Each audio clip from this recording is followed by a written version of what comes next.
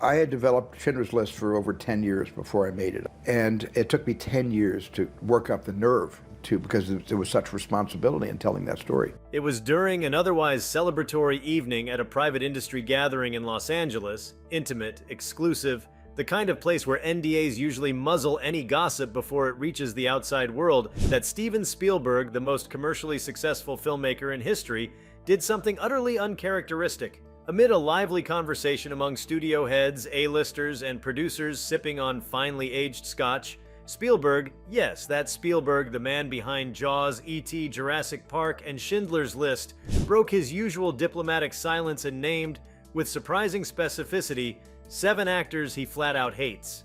Before we start, smash the like and subscribe buttons for more updates. The moment dropped like a neutron bomb into the room.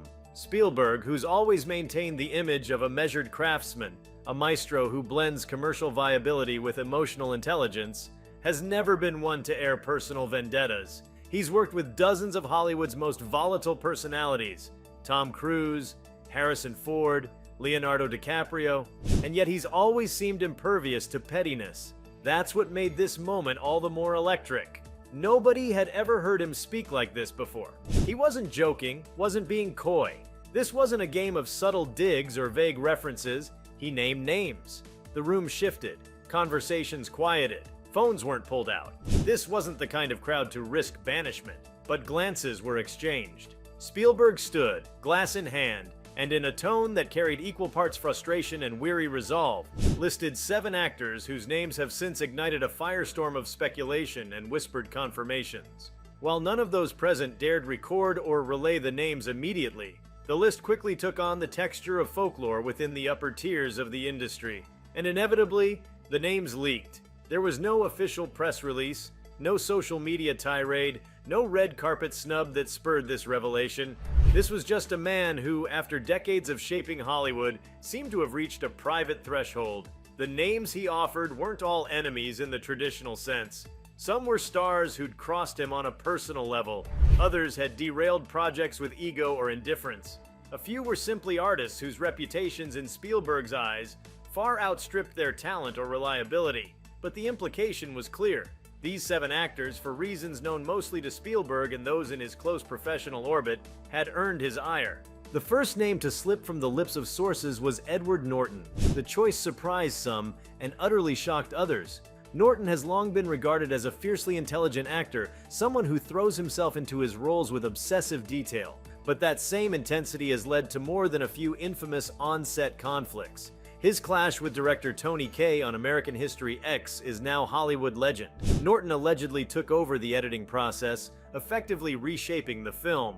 Similarly, tensions between him and Marvel Studios led to his replacement as Bruce Banner after The Incredible Hulk. While Norton never worked directly with Spielberg on a major project, insiders revealed that Norton's behind-the-scenes behavior on a DreamWorks-affiliated project had left a bitter taste. He had, according to one source, torpedoed a long gestating screenplay Spielberg had once considered directing by insisting on rewrites that unraveled the story's core. To someone like Spielberg, a devotee of narrative cohesion and character-driven arcs, that kind of ego wasn't just disruptive, it was unforgivable. Next came Shia LaBeouf. Here the surprise was somewhat muted. Spielberg had handpicked LaBeouf for a leading role in Indiana Jones and the Kingdom of the Crystal Skull, a film that, though financially successful, left critics and fans divided. LaBeouf, in a series of post-release interviews, didn't just distance himself from the film. He criticized its story and execution, even implying Spielberg had failed creatively. While actors often bristle at how films turn out, doing so publicly, and about Spielberg no less, was career kamikaze. Spielberg never directly responded, but many believed he quietly blacklisted LaBeouf. Naming him on this list seemed to confirm that the wound had never fully healed. For Spielberg, whose film sets are governed by trust and collaboration, LaBeouf's betrayal wasn't just unprofessional, it was deeply personal. Then came the wild card, Gwyneth Paltrow.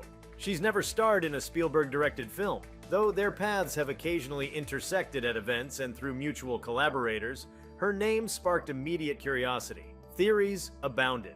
Some insiders pointed to a long-abandoned project in the early 2000s in which Paltrow was loosely attached. A high-concept period drama that Spielberg had developed but later shelved, allegedly due to casting disputes. Others whispered of interpersonal tension, that Paltrow's reputation for bringing a controlling hand to creative decisions, and perhaps her polarizing lifestyle brand, Goop, clashed with Spielberg's disciplined production approach. Whatever the reason, her inclusion felt less about one disastrous collaboration and more about an accumulated distaste, a fundamental incompatibility in creative philosophy. Will Smith was the fourth name, and it sent tremors through the room. Smith has long been regarded as Hollywood royalty, a global star with undeniable charisma. His image took a major hit after the infamous Oscars slap, but Spielberg's disdain predates that moment. Years ago, Spielberg reportedly offered Smith the role of Neo in The Matrix, a project he wasn't directly involved in but had influence over through shared circles, and was baffled when Smith turned it down in favor of Wild Wild West. It wasn't just the decision, but how Smith allegedly handled it. Dismissive, overconfident, certain that he could spin any premise into gold. Spielberg, whose career has been defined by a kind of meticulous humility, may have taken that hubris as both arrogance and artistic laziness. Their paths later almost aligned on a science fiction thriller that Smith reportedly bailed on mid-development.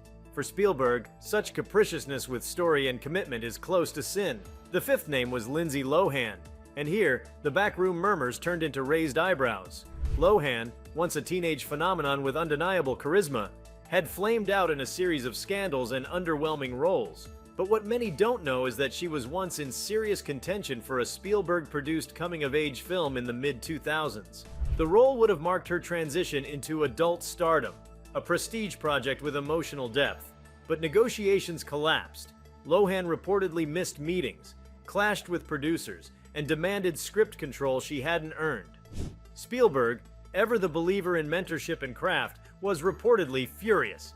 For him, Lohan's dissent wasn't just tragic, it represented a squandering of opportunity he had personally championed. That he still carries that disappointment speaks volumes about how personally he took her fall. The penultimate name was Joaquin Phoenix. This one stung for many. Phoenix is often described as the actor of his generation. Intense, transformative, deeply immersive. But with that brilliance has come volatility. Spielberg once considered Phoenix for a pivotal role in Munich, a performance that could have changed the entire tone of the film. But Phoenix, famously sensitive to material and easily disillusioned, withdrew late in discussions, leaving the production scrambling. The abandonment, coupled with a philosophical disagreement over the nature of violence in cinema, reportedly left Spielberg incensed. Phoenix, for all his talent, has been known to wrestle with directors over tone and theme. For Spielberg, whose sense of cinematic morality is deeply rooted in humanism, Phoenix's sometimes nihilistic leanings may have been more than a creative divergence. They may have been irreconcilable. The final name was perhaps the most explosive, Christian Bale. A powerhouse performer revered for his commitment to roles and his ability to disappear into characters, Bale is widely admired. But he's also known for his intensity bordering on mania, and Spielberg had first-hand experience. Bale starred as a child in Spielberg's Empire of the Sun, delivering one of the most acclaimed performances by a young actor in the 1980s. But according to those close to the production, even then, Bale was unusually driven, demanding retakes and questioning directorial choices. Spielberg reportedly admired the boy's talent but found the experience exhausting. As Bale matured and his reputation for outbursts and difficult behavior grew, most famously the recorded meltdown on the set of Terminator Salvation, Spielberg, insiders say, felt vindicated. His name on the list wasn't born of a single event, but of a long-held belief that Bale's method bordered on madness in a way that compromised collaboration. Each of these names tells a story, not just about Spielberg's preferences, but about the tectonic fault lines that run beneath the glittering surface of Hollywood. For a filmmaker whose ethos is rooted in wonder, narrative structure, and emotional clarity, these actors represented dissonance, entropy, or betrayal. Spielberg isn't a provocateur, nor is he a gossip. That he voiced these sentiments at all suggests a rare moment of candor from a man who has for decades operated at the highest level of cinema with an almost supernatural grace. What does it mean when Spielberg, of all people, decides to name names? It's more than an airing of grievances. It's a subtle but seismic realignment of the power dynamics in Hollywood. His influence might not be as singularly dominant as it was in the 1990s, but his word still carries immense weight. Studios listen, casting directors take notes, Actors reconsider their public and private behavior. Spielberg's opinions don't just reflect his personal boundaries, they reshape careers. And what's perhaps most fascinating is what wasn't said. Who was not on that list? The absence of names like Tom Cruise, despite their famously tense moments during War of the Worlds, or of someone like Daniel Day-Lewis, known for his own extreme methods, points to Spielberg's underlying values. It's not intensity or control that he resents, it's the breaking of trust. It's the arrogance that forgets film is a team sport, that believes talent excuses sabotage. In that brief moment of openness, Spielberg didn't just expose his grievances, he reminded the world that even legends can be pushed too far, that even the kindest hands can choose to draw a line. And in doing so, he added yet another compelling chapter to his already towering legacy, not just as a filmmaker, but as a figure who still, after half a century, shapes the soul of Hollywood. If you like this video, please give it a like and subscribe to our channel. Also, leave your comments below and tell us, what are your thoughts on Spielberg naming 7 actors he hates? Expect drama? We want to hear from you. Thank you for watching and see you next time.